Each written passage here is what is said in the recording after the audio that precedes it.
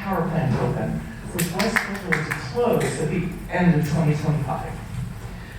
Our local Trappers Lake Sierra Club group was created in the late 1970s to oppose the Lake Kavanaugh ski area, which would have developed into a town of 10,000 people in the South Valley. Soon after this, we successfully sued to get pollution controls on the Hayden and Craig power plants. Funds from that suit were used for local projects, such as retiring old wood-burning stoves and installing solar panels on 3 local schools.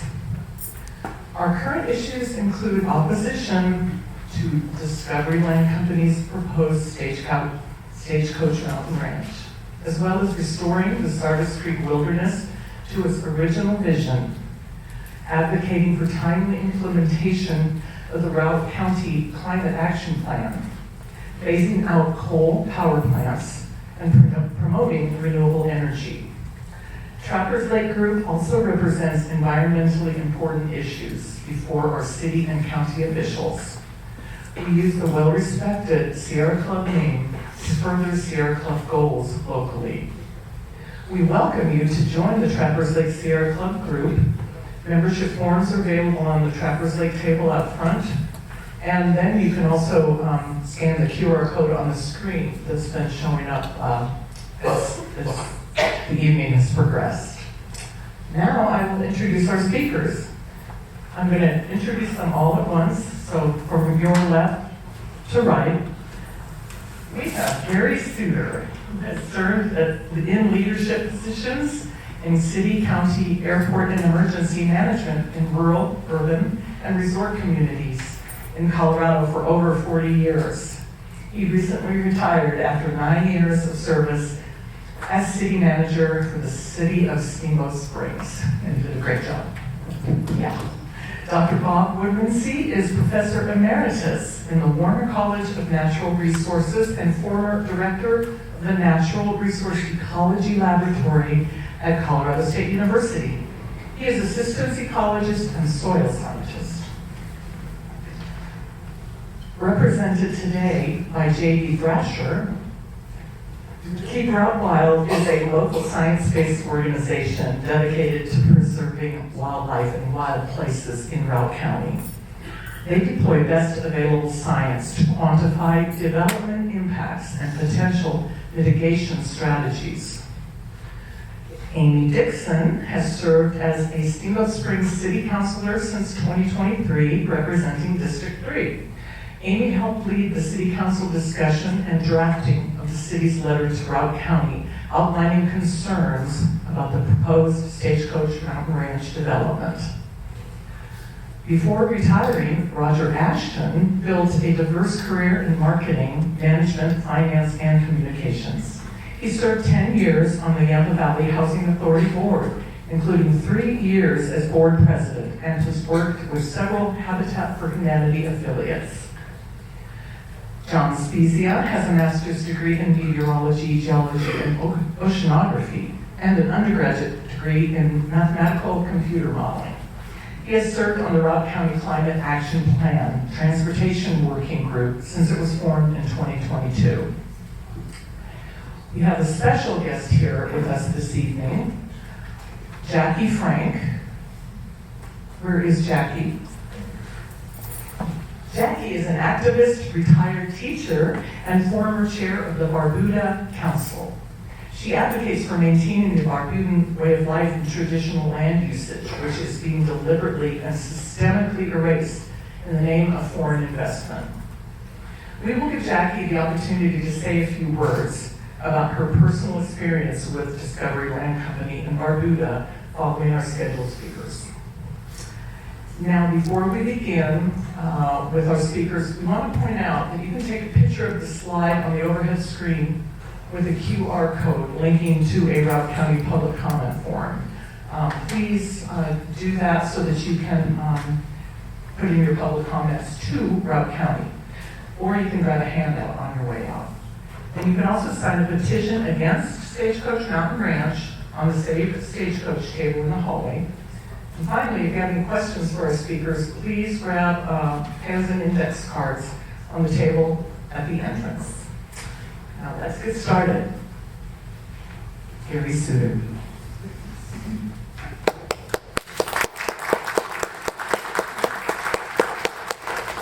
Thank you. Dan, 20 minutes, right? Good. Okay. Let's try and cram 30 years into 20 minutes. What's that? I got a timer going here anymore. Well, thank you very much. It's great to see all of my friends and colleagues after my nearly 10-year here in City of Steamboat Springs as city manager. Toward the end, can you all hear me okay? Can you hear me back? I need to get closer, huh? I'll have to duck. I'll lean over if that's okay. Is that better? Yes. All right. Toward the end of my tenure here as a city manager of Steamboat, I started to grow concerned about the loss of community. And I served in other resort communities throughout my career, and I saw changes in those communities that I began to see familiar patterns here in the city of Steamboat Springs as well. What was re-emphasized to me is that we are a community first and a resort second. A lot of the other communities call themselves resort communities, and that's something that Jim DeFrancia and I talked about. He serves on the County Planning Commission, and we both lived in the Aspen Snowmass area. And he said, you know, Steamboat Springs is a community first. We happen to have a ski area attached to us, but we are a community first. That's what I'm going to be talking about today. Saving community and the impact of large developments upon the community. I'm going to share my personal experiences and lessons learned, and close with a summary of helpful hints. Last spring, I had the privilege of interviewing Justin Farrell, who's the author of the book Billionaire Wilderness. Who's familiar with that book or has read it? Oh, look at that. Yeah, that's amazing. This was at the RCEDP, the Rock County Economic Development Partnership Economic Summit last spring, and I had the opportunity to interview Justin. His focus was upon Jackson Hole, Wyoming, and he talked about the socioeconomic changes that occurred in Jackson and Teton County, the income inequality that exists there today, and also the systemic inequalities that were a result of the arrival of money and large wealth. The goal of his book was to describe how wealth and inequality impact a real-life community. We are a real-life community. I did work in Teton County back in 06-07. I happened to be the planning director up there for a couple of years as an interim contract job. And it was very interesting. There's only 3% private land in Teton County. 97% is public land. It's the parks up there. So the stakes were very high, and the resources were few as they continue to struggle. The impacts are real. The impacts here are real. Mitigation can help. Regulation can help. And my takeaway from my 30 years of experience is that there is no silver bullet that's going to take us all. So I'm going to start with some stories. I arrived in Snowmass Village as the town manager there in 1990, and was driving to a conference with the city manager of Aspen, and she was my predecessor. And so I asked her, we were 10 minutes in the drive, I said, so what are the big issues in Snowmass Village? What can I expect as the new town manager? And she said 3 words. She said, oh, housing and transportation. Think about that. Here we are, 35 years later, housing and transportation. There were 2 big developments in Snowmass Village. One was East Village. It was the second portal to the mountain, and it was about a 400 to 500 unit development, a couple of big subdivisions, and a second portal to the mountain with a lift, if you've ever been there. The other big development was a master plan for the mountain. And the master plan had a mountain expansion over into the Burke Mountain area. There was old growth forest over there. It was very controversial. It included what is now the El Camp gondola, big debate about the gondola and how far up it would go, to the top or not to the top. There were lifts that were taken down, there were lifts that were replaced. And there was about a 3.5-year NEPA process, National Environmental Policy Act. I'm trying to throw a bunch of acronyms at you. So, and an environmental impact statement, and hundreds of hours of testimony from multiple groups. The lift improvements were designed to create better mountain access, which they did. Once they got that done, the mountain improvements were approved.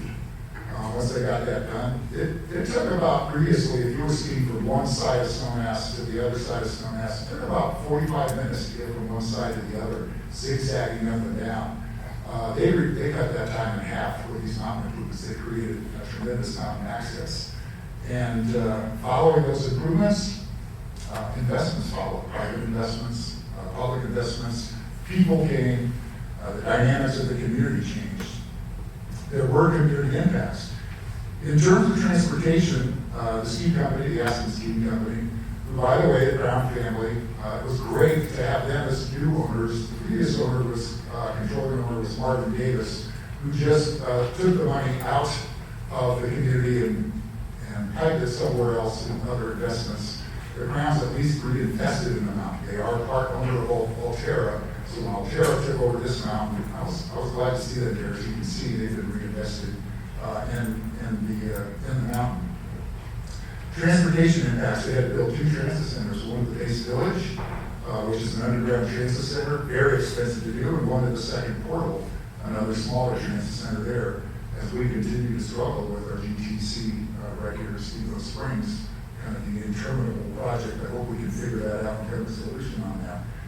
We did get from the ski company, granted this was 30 years ago, we got $1.6 million per year to drive buses, drop off their customers at the beachfront property at the Second Portal, and offset the cost of transportation services. They also bought us a couple of brand new buses.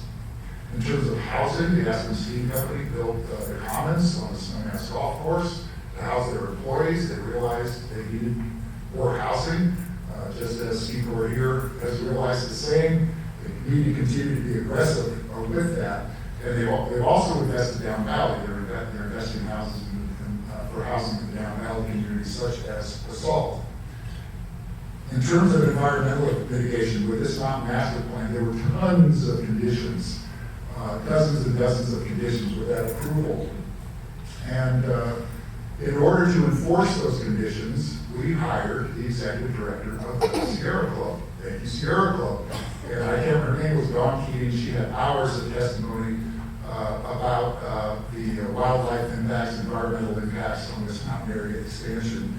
We hired her to enforce all of the mitigation requirements, and the ski company paid for her. I think it was for about the first 3 years. So it was great to have the developer pay for their own long-term mitigation of their environmental impacts. Another noteworthy thing, I remember this distinctly, we had to have the ski company follow the land use code, obviously. Our attorneys were good. But we also knew that they wanted this desperately approved. So we needed some other things in the community. As an example, we're going to build a recreation center. And they ponied up $1 million for the recreation center. And I remember the testimony at the public hearing with the attorney saying, you realize this has no connection with your mountain development whatsoever, and you are gifting us this as a voluntary contribution. And they said, yes, we are. And I'm going, great, lock that in. We got a whole list of things from them. So it depends on how desperate the developer is to get their development approved. They might be willing to offer some additional things that are needed in the community. I saw a distinct change in Snowmass Village in the mid-90s. I was there from 1990 to right up to 2002. From 90 to 95, the first half of my tenure, I worked for the founding mothers and fathers. This town was incorporated in '77. It was a new resort next to Aspen. They were laid back, they were smart, They solved problems. They were great leaders to work for. And the community members were much the same. The community members would come to my office. They say they have a problem. We talk about it. We solve the problem. Or if I couldn't solve the problem, I at least created an understanding with them. And they may not have left happy, but they left with an understanding of why they couldn't get what they wanted. The last half of, and I saw a lawyer. I interacted with a lawyer about once or twice a year during the first half of my tenure. In the last half of my tenure, the councils were replaced. There was definitely more outside influence of newcomers getting elected to city council. And this is what tells the story. Just before I left in the year 2001, I was visiting with lawyers once or twice a week. So as the arrival of the new people came, they didn't come to my office and talk. They sent their lawyers to come and talk with me. So it was a distinct change that happened about halfway through my tenure there. Following that, there was another 20 years. I left that position in the early 2000s. Base Village then followed. Interwest came to town. You guys are familiar with Interwest. Interwest came to town. There has since been 20 years of drama with a project that went belly up because of the recession in 07, 08.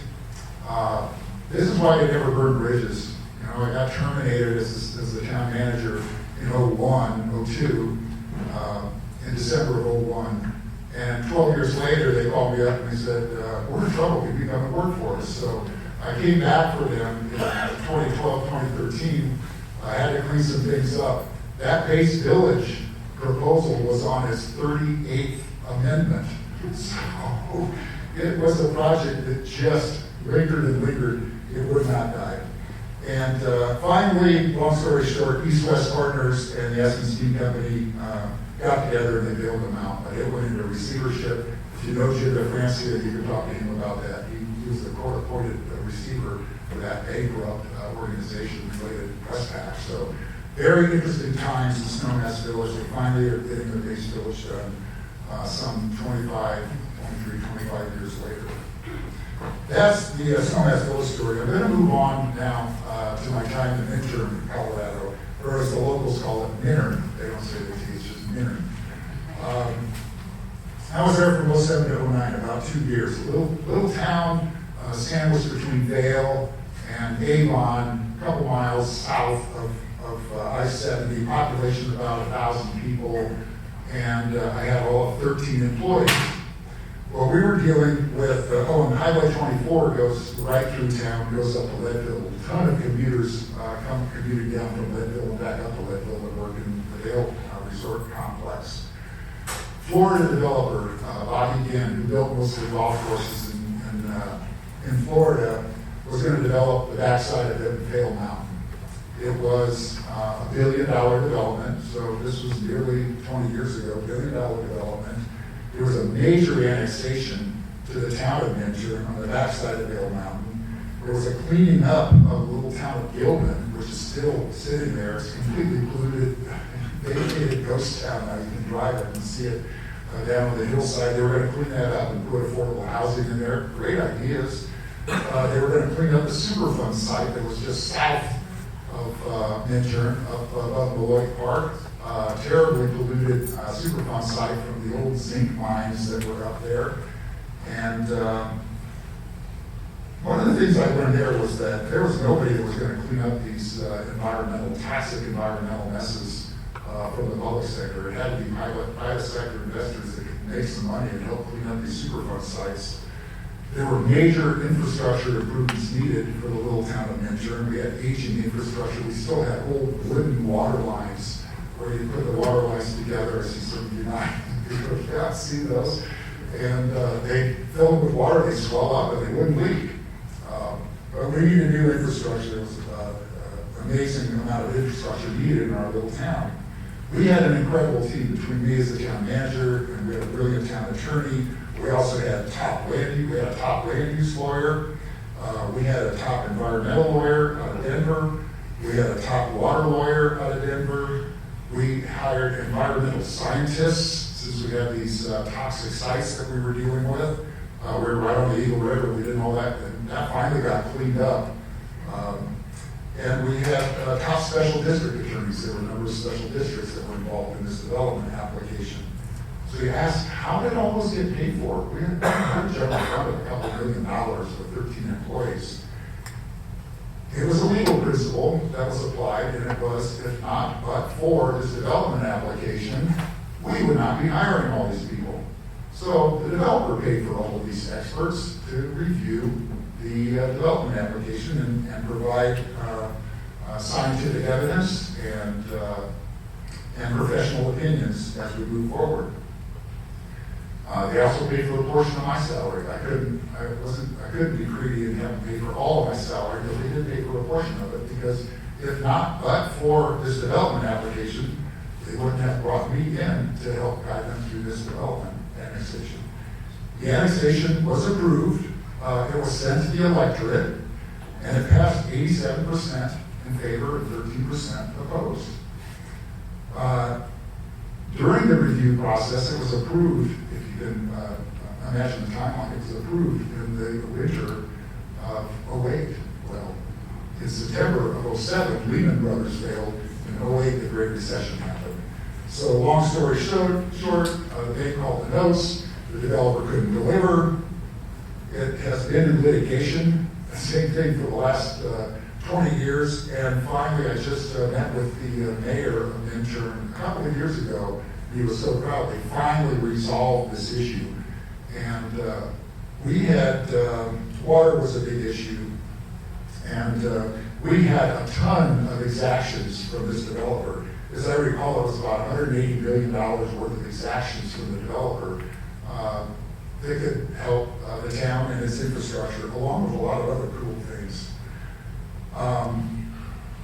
They couldn't deliver on those, so that's what a lot of the discussion and the litigation was about, was all of those exactions they couldn't deliver for. The town was still expecting them. So, lessons learned from that. Legally exact everything that you can. Here's from developers. There's a concept called rough proportionality, which means if there are impacts that are roughly proportional to resulting from the development, the developer needs to pay for those impacts. It's also called rational nexus. There needs to be some rational nexus to the impact from that development. You can legally exact monies from the developer or projects from the developer to deal with those impacts. So my lessons were legally exact everything that you can. The other lesson I learned was from our great team of lawyers. And we had these big meetings that would go on for hours. And we get caught up in conspiracy theories. And we go, well, the developer's going to do this, or what if they do that? How are we going to react to that? And finally, this really brilliant lawyer spoke up and said, we're wasting way too much time on this. We have our goals, stick to our goals, and we'll be fine. And it just pivoted the whole team. That was my lesson. Don't get caught up in conspiracy theories. Don't generate them, don't follow them. They can be very distracting to you. Stick to your goals, know the code, know the land use codes and the laws of the jurisdiction, follow the process, and be transparent. At the beginning of every meeting, the lawyers were asked if anybody had, all the town council members, all the staff, if they had any conflicts of interest. Did you have any discussions with anybody at the supermarket? I ran into my buddy John at the supermarket. He wanted to know what my opinion was. And I said, sorry, John, I can't talk about it. You need to come to the hearing on Tuesday night, and then you can hear my opinion. I can't talk about this outside of the scope of the public hearing. So we disclose those at the beginning of every meeting. Follow the process, be transparent, disclose potential conflicts. I want to go back a little bit, reflect upon some observations and community impacts, upon changes that I've seen in some of these resort communities. I'm going to focus a little bit on Aspen Snowmass since we lived there for a significant period of time. And here they are, loss of mom and pop businesses. And you're starting to see some of that here. It was concerning to me. There were hardly any places to eat, to where you could take, for normal working people, take your family out for and get out of the restaurant for under $100. There are a lot of high-end restaurants. There were some really funky, cool hangouts for the younger set where there'd be live music. Some of those, if any of you are familiar with Aspen, Little Andy's, no longer there. Cantina, gone. Cougar Street Pier, gone. Boogie's Diner, Boogie Wine Glass, famous guy, no longer there. Red Onion, historic. I think there might be one now, but I don't know if it's the same. Jimmy's, really cool hangout. All these are gone. The list goes on. And my daughter, who graduated from Aspen High School, went back for her 20th reunion just a couple of years ago, and she said there was no place to go in town. They had to go down valley to find an affordable place to where they could go have a beverage and celebrate their 20th reunion.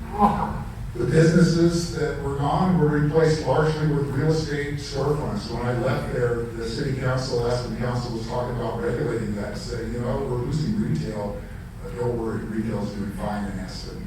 But they were concerned about just having all these real estate storefronts replacing vital retail shops. They coined the term messy vitality. We're losing our messy vitality. And I would say we have that here as well, and we need to really work hard to preserve that. Housing became less and less affordable.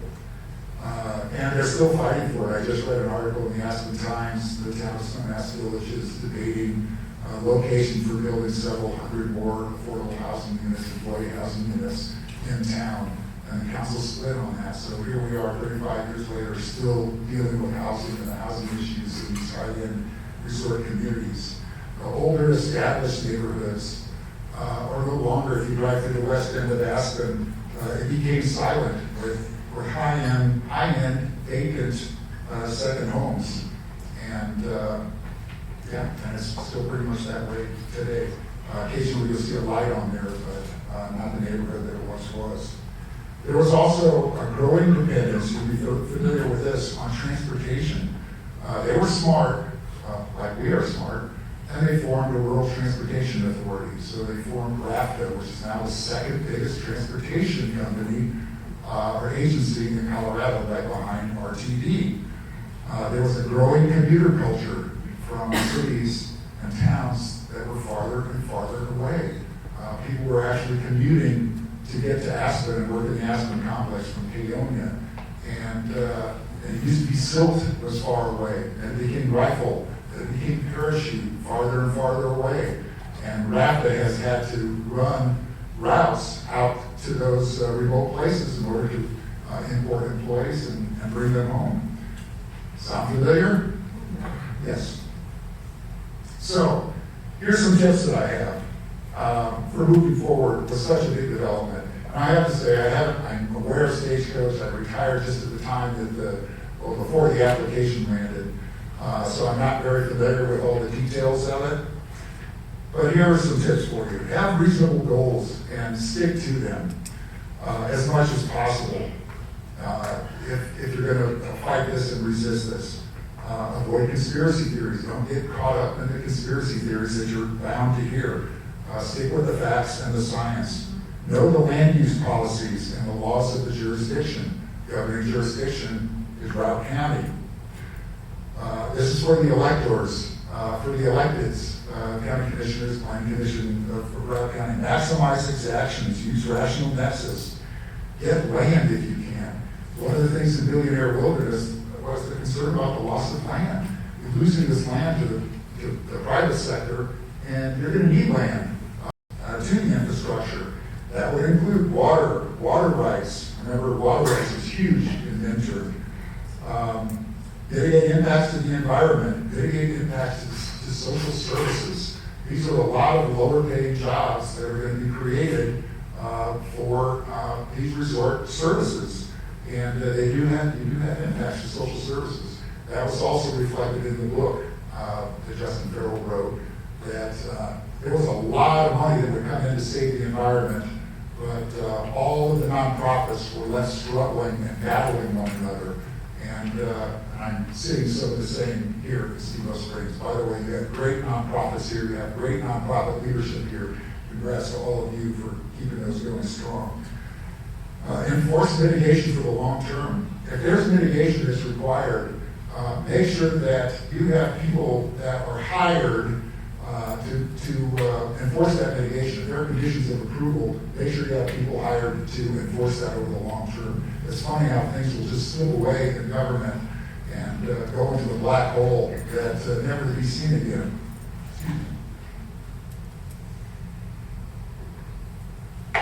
I'm sure I'm overrunning my 20 minutes. But John said it was okay. Yeah, bottom line. All right, keep in mind, if not but for this development, would we be doing this? Keep in mind that principle. Send the applicant back to the drawing board. Every time I see major developments in these resort areas, you send them back to the drawing board with some reasonable requests. They come back with a better product. It's very consistent over time. It will come back better. And I do want to comment. I was reading the email that your wife sent out, John, and I was just looking at Route County staff comments and all of the things they were requesting from DLC, Discovery Land Company. Did I get that right? Yeah. Okay. And I was very impressed. So I think they're doing a good job reviewing this, just covering every detail and asking for more detail. This is vague. Give us more detail. This is just a statement. What does it mean? You're going to have to study this much further. I was just adding up tens of thousands of dollars that the developer, or maybe hundreds, that the developer is going to have to pay in order to get answers to these questions and requests from the county staff. So congrats to Route County, and I wish the commissioners best of luck in moving forward and reviewing this. Some broad observations to keep in mind. Everybody's going to like hearing this. We are a property rights state, and we dwell in the property rights American West. And that's a fact. That's where we live. We're much aligned with those Western values of property rights.